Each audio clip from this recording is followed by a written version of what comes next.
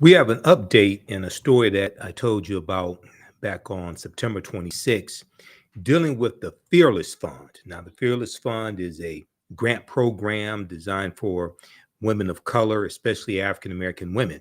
So you may have remember me talking about the article from the Washington Post, where a federal judge in Georgia refused to issue an injunction on Tuesday, September 26, 2023 that would have barred the Atlanta-based Fearless Fund from issuing grants for early stage businesses owned by African American businesswomen and women of color.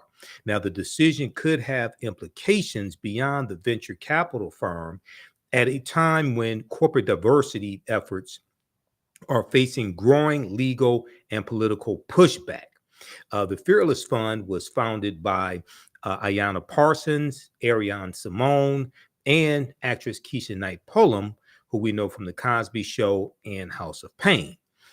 Well, on Saturday, September 30th, 2023, a panel of federal appellate judges, a panel of 3 federal appellate judges, temporarily blocked the Fearless Fund, Venture Fund, from awarding $20,000 grants to African American female entrepreneurs and women of color.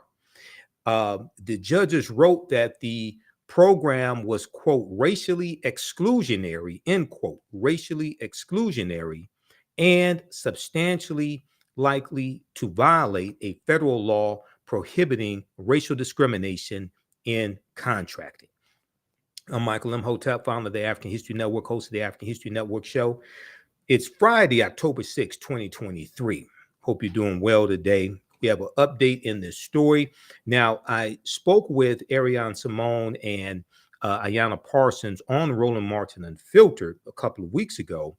And this was a lawsuit filed by conservative activist Ed Blum and his organization and American Alliance for Equal Rights, American Alliance for Equal Rights. We know that Ed Blum is the conservative activist who filed the lawsuit to end affirmative action in college-based admissions as well. So Washington Post has a story dealing with this update. This took place on Saturday, September 30th, 2023. Now, the temporary injunction issued by a panel on the U.S. Circuit of the U.S. Court of Appeals, the U.S. Court of Appeals for the 11th Circuit, prevents the private Fearless Fund from closing its application window. So they didn't rule that their Fearless Fund is illegal, but it bars them from closing the application window, the window of time for applicants to apply for the grants.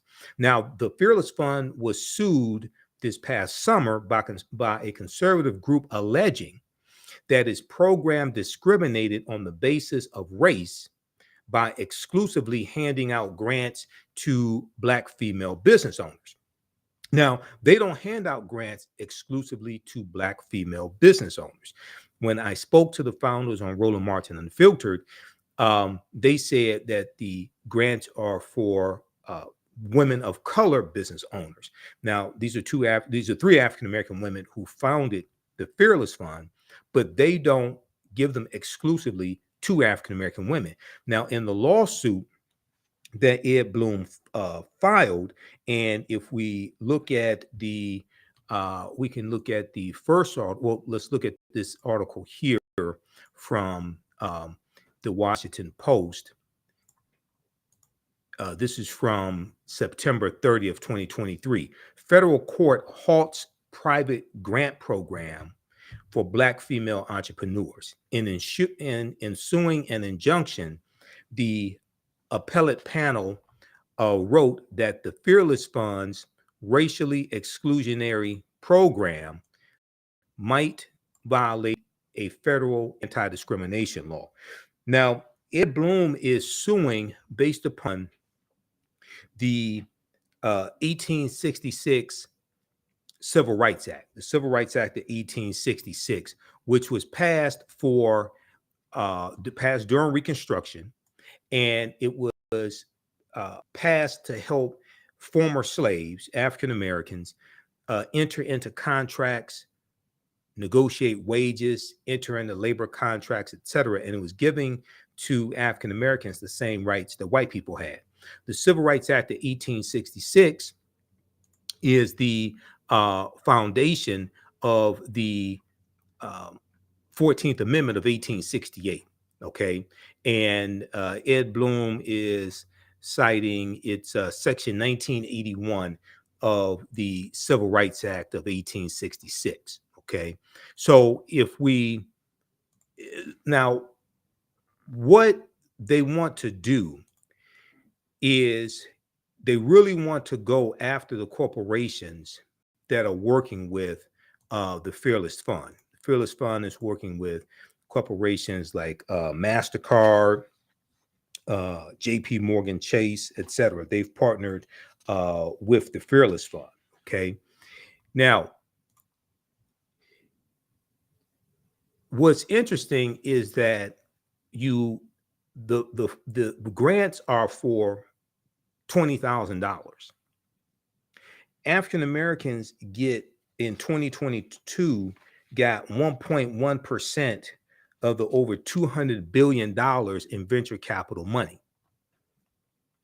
And you have Ed Bloom suing this group of African American women who are giving away grants of $20,000. Now, Saturday's decision reverses a Tuesday, September 26 ruling by U.S. District Judge Thomas W. Thrash, who denied a request for by the plaintiff, the American Alliance for Equal Rights, which is Ed Bloom's organization. Ed Bloom's a 70-year-old white man, conservative, who is attacking these African American, who's attacking diversity, equity, and inclusion, basically. Okay, so they were sued to halt the grant awards process. Now, the alliance, the American Alliance for Equal Rights, led by conservative activist Ed Bloom, filed this lawsuit in August of 2023, a month after the U.S. Supreme Court effectively banned race-conscious college admissions through rulings on cases that Ed Bloom initiated against Harvard University and the University of North Carolina. So Ed Bloom ends affirmative action when it comes to college admissions. Now he's attacking grant programs for women of color business owners. Quote, the members of the American Alliance for Equal Rights are gratified that the 11th Circuit has recognized the likelihood that the Fearless Fund Strivers Grant Contest is illegal. And I want to go to that statement from the Fearless Fund. I mean, from Ed Bloom's group. That was the piece from, I think that's in the piece from the Washington Post. Let me find that here just a second. We got a couple of articles. Also, there was a piece from abcnews.com on this that I read as well. Okay, now the two of the three judges were judges appointed by Donald Trump. Interestingly enough, the two judges appointed by Donald Trump ruled against the Fearless Fund. One judge was appointed by, I think one judge was appointed by, the previous judge, Judge Thrash, was appointed by Bill Clinton. And the other judge who ruled in their favor of the three judges, I forgot who that judge was appointed by, but this shows the impact that judges have, federal judges have. Okay, so the members, okay, here's the statement from Ed Bloom's group.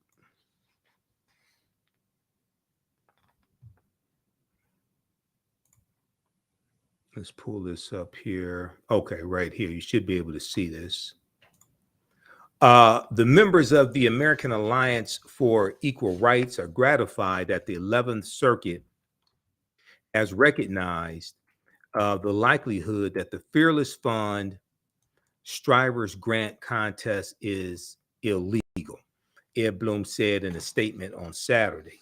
We look forward to the final resolution of this lawsuit, end quote. Now, a separate 11th Circuit panel will now decide whether the Fearless Fund will be blocked from awarding money under its Fearless Strivers Grant Contest while the case is litigated in district court.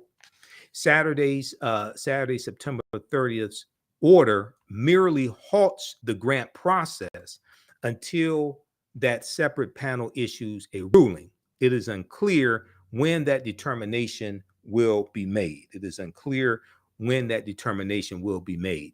Now, the Fearless Fund, a lawyer representing the Fearless Fund, Jason Schwartz, said in a statement, quote, "We respectfully disagree with the decision, appreciate the important points made by the dissent," the one judge who dissented in their favor, "by the dissent, and look forward to further appellate review," said Jason Schwartz, a lawyer with Gibson, Dunn, and Crutcher, which is representing the Fearless Fund. Quote, "We remain committed to defending our clients' meaningful work. We remain committed to defending our clients' meaningful work." Now, Judge Thrash, Judge Thrash, who was appointed by President Bill Clinton, denied the Blum-led alliance's preliminary injunction request on Tuesday, September 26, ruling from the bench that the Fearless Fund's grant program qualified as charitable giving, a form of protected speech under the First Amendment. So this goes back to the U.S. Constitution. All this goes back to law, okay? This is why we have to read and understand the U.S. Constitution.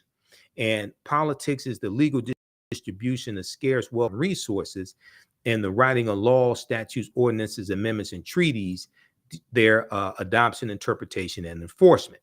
So Judge Thrash ruled that the charitable giving was a form of free speech. Okay, well, the Judge Thomas W. Thrash, he ruled that the charitable giving was a form of free speech. The two judges appointed by Donald Trump stated that it's not a form of free speech. Okay, let's go back to the article here from the Washington Post. So protected speech under the First Amendment. Now, the American Alliance, Ed Blum's organization, appealed. They appealed hours later. Now, in Saturday's order from the two appellates, a majority of the three-judge appeals panel held that the First Amendment does not protect fund from awarding grants only to Black women, but they don't award them only to Black women. Now, what happened was, I brought this up when we spoke with the two ladies on Roland Martin Unfiltered. Ed Blum said in his lawsuit that they only that the grants are for Black women only, but that's a lie. That's a blatant lie. They are for women of color, including Black women. All right. Now, Judges Robert J. Luck and L. Brasher were both appointed by President Donald Trump. They both concluded that the plaintiffs established that the Fearless Fund was, quote unquote, substantially likely to violate the law if they closed the application window and awarded the grants. Okay. Now, lifetime appointment, these federal judges, this is a lifetime appointment. Okay. These judges can be on the bench ruling for the next 20, 25, 30, 35 years. Okay. Possibly longer than that. This is why who you vote for president, and who you vote for the U.S. Senate is so important, because the president nominates federal judges, and the U.S. Senate confirms federal judges. And we know that in 2014, when Republicans took back control of the House of Representatives, and Mitch McConnell was leading the U.S. Senate. Republicans took back control of the U.S. Senate, I should say, and Mitch McConnell was leading the U.S. Senate. McConnell and Republicans blocked 103 federal judge nominations made by President Barack Obama. They also blocked Merrick Garland, who was President Barack Obama's Supreme Court nominee as well. So then when Donald Trump won through the Electoral College and got 306 Electoral College votes, because a lot of people don't understand how the Electoral College works and don't understand that it takes 270 Electoral College votes to become president-elect, and you win Electoral College votes by winning the popular vote in the state. So anybody that tells you that the popular vote doesn't matter is lying, and they have not read the U.S. Constitution, especially the 12th Amendment to the U.S. Constitution from 1803. Okay, because you have to win the Electoral College votes associated with the state. Generally speaking, you have to win the popular vote in that state. So the popular vote does matter, but it's not the national popular vote that matters. It's the popular vote per state that matters. So Donald Trump got 226 federal judges confirmed. These are all lifetime appointments. And he nominated oftentimes very ultra conservative judges that came from lists given to him by the Heritage Foundation and the Federalist Society, that are two very conservative think tanks that focus on shaping law and federal law. Okay, so we have to understand how all this is connected. Okay, now, if we go back to this article here from the Washington Post. Now, in the dissent, Judge Charles R. Wilson, a Clinton appointee, wrote that he would deny the injunction, arguing that the alliance did not meet the requirements. Now, Judge Wilson criticized the plaintiff's citation of the Civil Rights Act of 1866, a Reconstruction era law meant to grant economic rights to enslaved people who were emancipated. Okay, Judge Wilson wrote, quote, "It is a perversion of congressional intent to use the law against a remedial program whose purpose is to bridge the gap in venture capital funding for women of color founders. Bridge the gap in venture capital funding for women of color founders, a gap that is the result of centuries of intentional racial discrimination," Judge Wilson wrote. Okay, now Judge Wilson, Judge Charles R. Wilson, is a President Bill Clinton appointee.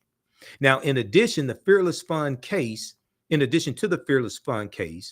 the Ed Bloom Alliance in August sued two law firms, Perkins Coie and Morrison Forster, alleging that the firm's diversity fellowships for law students discriminated on the basis of race.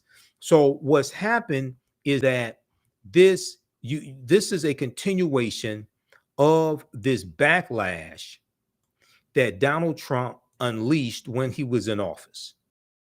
Okay, on the 1619 Project, the attack on critical race theory. All right, and this goes back to a September 2020 memo that is actually a September 20 executive order that Donald Trump issued when he was president that banned critical race theory being taught to federal employees. Okay, this whole backlash dealing with critical race theory began with Donald Trump. This is why you cannot let crazy people have power. Crazy, deranged people who have authoritarian tendencies. Then he went after the 1619 Project. and attacked and demonized the 1619 Project. And even though there's some flaws in it, it shouldn't be attacked and demonized, especially the way that the right wing is doing this. Okay. If you read this article for further background information on this, if you read this piece here, and I'm gonna go to my file on critical race theory. There's one dealing with from NBC News how Trump unleashed the how Trump ignited the fight over critical race theory in schools, how Donald Trump ignited the fight over critical race theory in schools. Okay, everybody should read this piece here from NBCnews.com. Let me pull this up. Give us a thumbs up, give us a heart, give us a like on this broadcast. This is an example of how elections have consequences. Now, you have all these people out here who are saying stupid things like, we don't need to vote, we just need to do economic empowerment and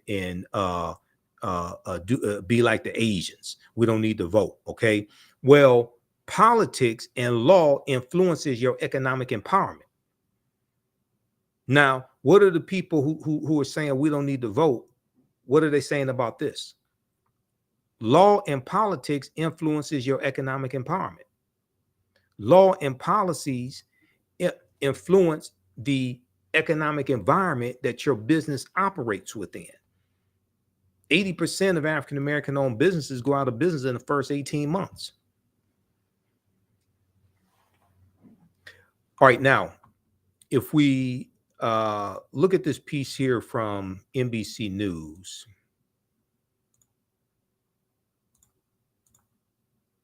Let's go to this one.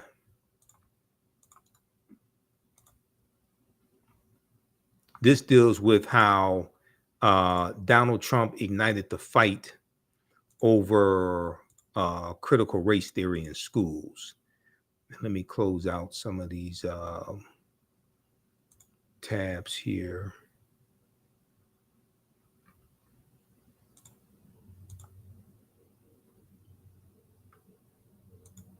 Hold on, gotta close out some of these. I got too many tabs open in Google Chrome.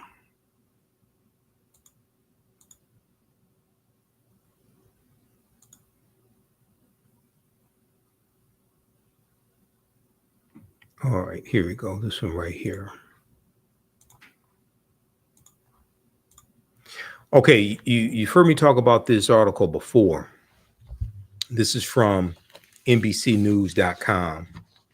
Everybody share this broadcast on your social media platforms. Invite your friends to tune in. Give us a thumbs up. Give us a heart. Give us a like. How Trump ignited the fight over critical race theory in schools. Republican lawmakers across the country have proposed bills to ban critical race theory in K-12 schools. Here's what that really means. Now, this article is from May 10th, 2021. Okay. And in here, it talks about conservative leaders have been accused of using the decades-old academic term, critical race theory, initially intended to recognize the systemic racism inherent in American life, as using it as a catch-all for anti-racism and diversity efforts. So most Republicans don't know what critical race theory is. Okay, that is a legal analysis that's taught in law schools, graduate schools, a little bit at the graduate level. It's not taught in K through 12. Critical race theories, generally speaking. The proposed policies mimic former President Donald Trump's September 2020 memo. Okay, this was an executive order ordering the Office of Management and Budget to stop funding training on critical race theory for federal employees, calling it a quote unquote propaganda effort. This is what Trump did. He's the one who ignited this whole backlash over critical race theory. Critical race theory was created in the late 1960s. okay, after Dr. King's assassinated. So it's been around over 40 years. Why the backlash now? Now, around this same time, around September 2020, Donald Trump condemned the 1619 Project, a Pulitzer Prize winning 2019 New York Times report, reporter Nicole Hannah-Jones, that holds that America was truly founded not in 1776, but in 1619, when the first enslaved people were brought to the colonies. Okay, now we know, I've dealt with this numerous times, we know African people were here in this land we call the United States of America, or Turtle Island, going back at least 51,000 years ago. These are the Khoisan, who have the oldest DNA on the planet, come from Southern Africa, and they go all around the world. They were here in this land also, the short-statured Africans. Now, if you read The First Americans Were Africans, Documented Evidence by Dr. David Imhotep, he deals with this there. I've interviewed him about 13 times. We know Dr. David Imhotep just passed away a couple of weeks ago. Okay, so some of you all saw my Facebook post about that. Now, educators embraced this message and began utilizing the 1619 Project and looking for resources to teach a more holistic history of the country. Donald Trump rebuked the 1619 Project as a warped, distorted portrayal of American history. Okay, quote unquote, warped, distorted, quote, portrayal of American history. Both the executive order banning critical race theory being taught to federal employees and this attack on the 1619 Project sparked the commission of the 1776 report, which Donald Trump commissioned.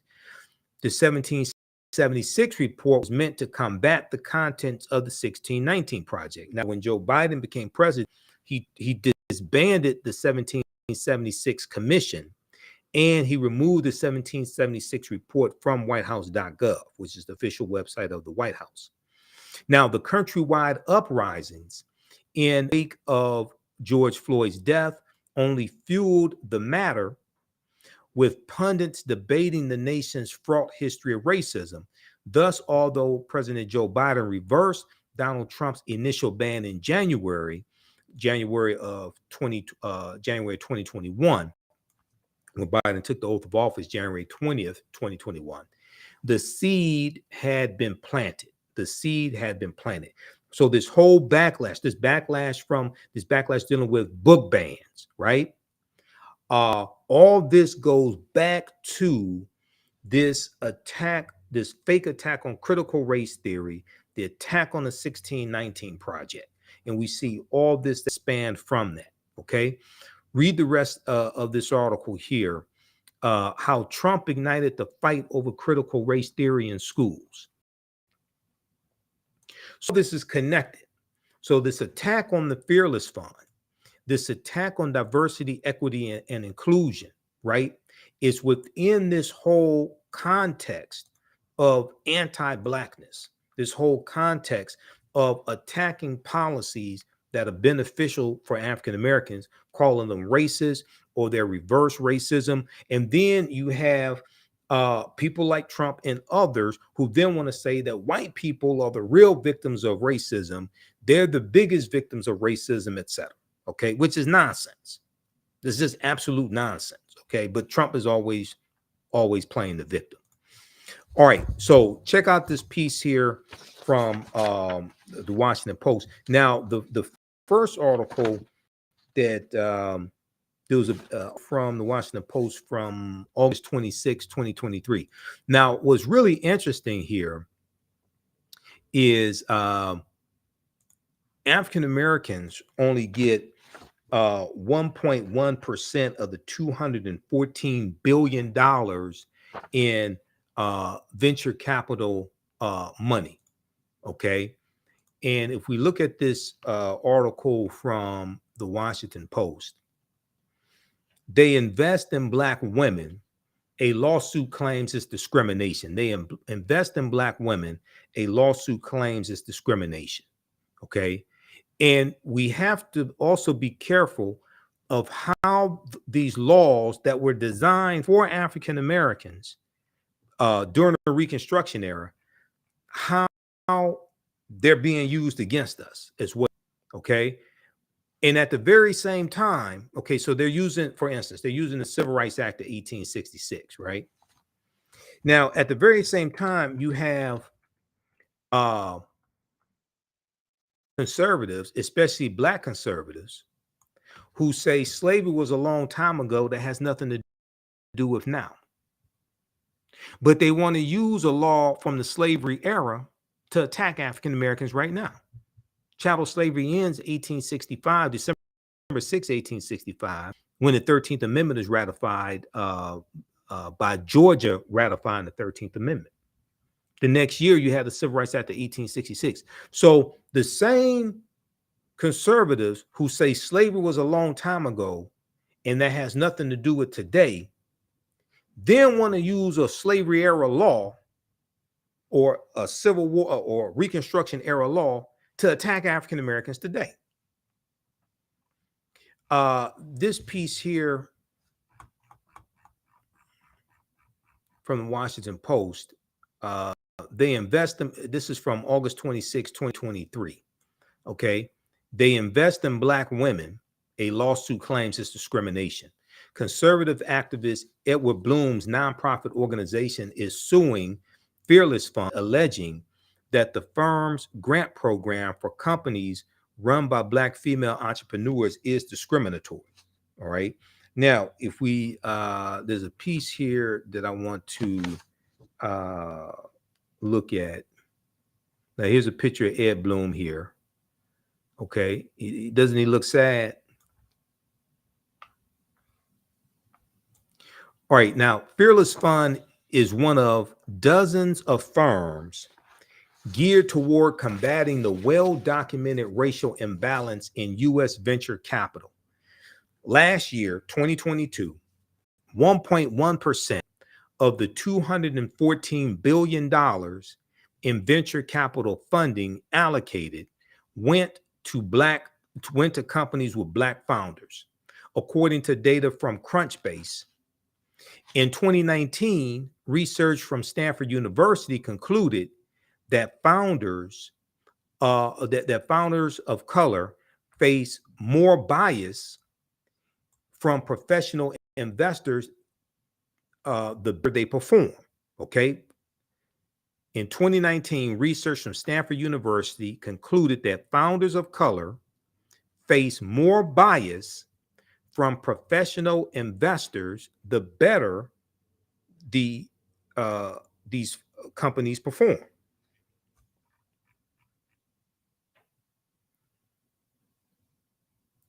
All right, now Ayana Parsons and Arian Simone, the two black women who founded Fearless Fund, said they got used to hearing the word no when they were starting out. Okay, and the Fearless Fund is backed by MasterCard and Bank of America, and have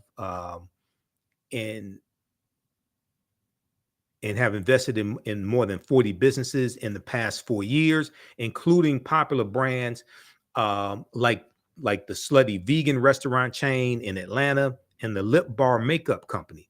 The firm has doled out more than $26 million in investments and $3 million in grants. Okay. So what people like Ed Bloom and others that are filing these lawsuits, what they're trying to do is create fear.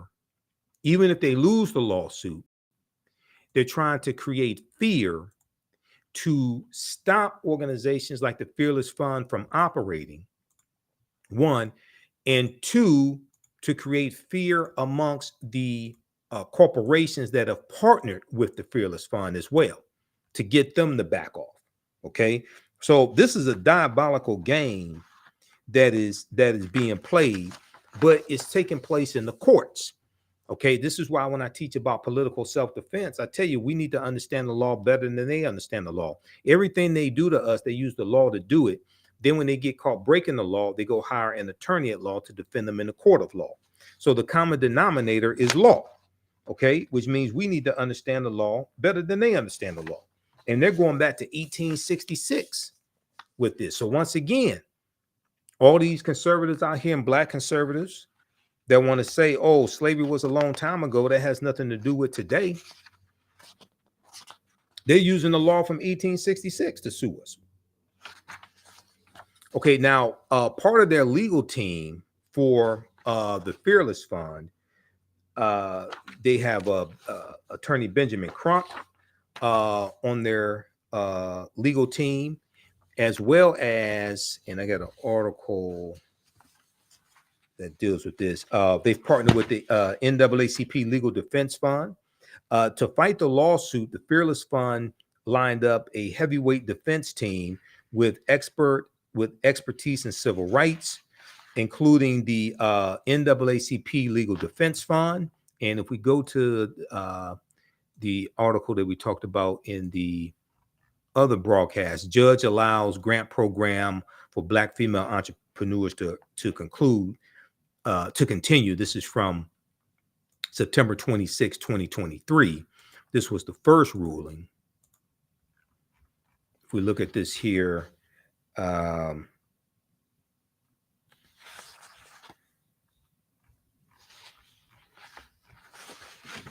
legal defense, the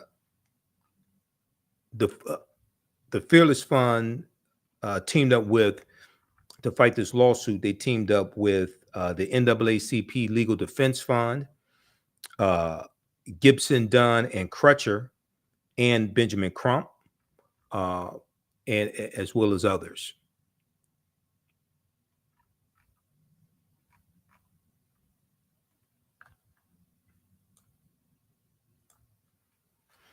All right, so check out these articles. Stay tuned for this.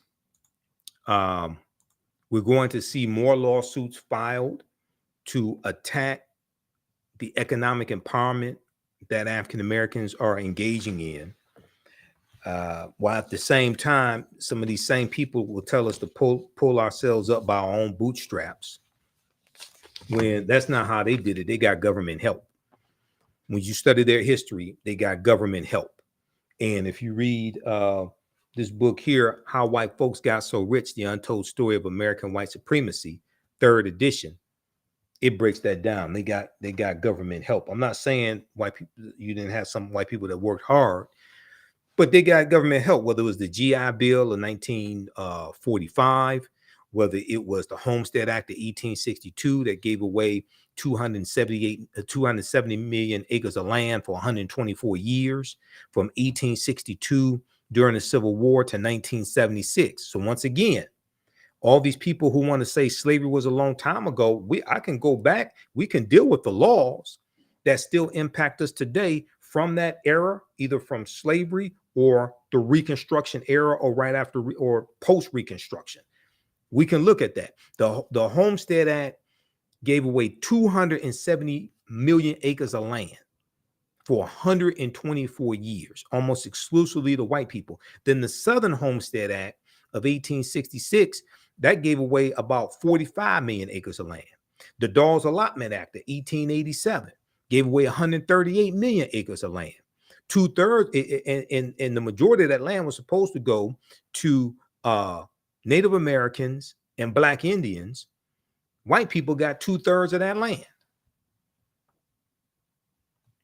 So this is government. This is an affirmative action program for white people.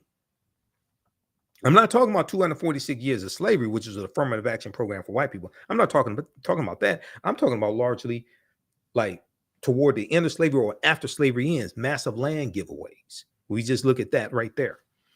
Okay, hopefully you like this type of information. Be sure to visit our website, theafricanhistorynetwork.com. Register for the online history classes that I teach on Saturdays and Sundays. I teach the classes Saturdays and Sundays, Ancient Kemet, the Moors, and the Ma'afa, understanding the transatlantic slave trade, what they didn't teach you in school. So we deal with thousands of years of history and what leads up to the transatlantic slave trade taking place. So visit our website, theafricanhistorynetwork.com, theafricanhistorynetwork.com. We have the information for our Sunday night show, 9 p.m. to 11 p.m. Eastern Standard Time. And the online course that I teach on Saturdays, 2 p.m. to 11 p.m. Eastern Standard Time. Our next classes are Saturday, October 17th, October 14th, 21st, and 28th. We deal with thousands of years of history and what leads up to the transatlantic slave trade taking place. This is a very visual class. I've been teaching this class on and off since 2017. I put together we look at 80 to 100 articles. We have 15 books that we use in the class. And we go through and look at this history chronologically to understand what leads up to the transatlantic slave trade taking place. Okay. And join us Saturday, because we're dealing with the history of the Moors as well. We do the sessions live. All the sessions are archived and recorded. You can go back and watch it anytime. We have a bundle pack for only $100 where you get the Saturday class and the Sunday class. The Sunday class is Black resistance movements from the Haitian Revolution, U.S. Civil War, Civil Rights Movement, and Black Power Movement. We have another session of the Sunday class coming up on Sunday, October 8th. Okay. And you don't have to be in class live. We do the sessions live, but they're all archived and recorded. So you go back and watch it anytime. So even after the course is over with, a year from now, 2 years from now, you can go back and watch the entire class. Okay. And you can use this information with your children. I would say the information is PG-13. I do a PowerPoint presentation. We have book references, articles, video clips. It's very visual. And we have interviews. We have clips of interviews that I've done with Professor Kaba Kamene, Professor James Small, Dr. David Imhotep, Dr. Linda Jeffries, and some others. Renoko Rashidi, Dr. Francis Cress Welsing. I've interviewed some of everybody. So you get Tony Browder. You get we have excerpts of interviews I've done with Tony Browder also. So we can't start the study of our history in slavery. We have to deal with thousands of years of history that leads up to the transatlantic slave trade taking place. Also, we have a link on the website where you can look at the course outlines. Okay. So you've never seen a class like this. Register right now, and you can start watching the content, and you can join us in class on Saturday and Sunday. Okay. And you can also support the African History Network, $ the AHNShow through Cash App or through PayPal, paypal.me/the AHNShow. We have the information. You scroll down the website. We have the information right here. We have the links here. And this is our official Cash App account, $ the AHNShow, SHOW. When you go to it, it'll say Michael. It may show my picture there. These other ones and others like it are fake African History Network Cash App accounts that have been stealing money from us. That's why I put our link right here, and it has our QR code. Okay. All right. So we have to get out of here. Remember, at the African History Network, we focus on educating, empowering, and inspiring people of African descent throughout the diaspora and around the world. Also on our website, my lectures are there, digital download format and DVD format. You can order those as well. Okay, remember, right now is correct. Wrong behavior is not over till we win. Wakanda forever. And we'll talk to you next time. Peace.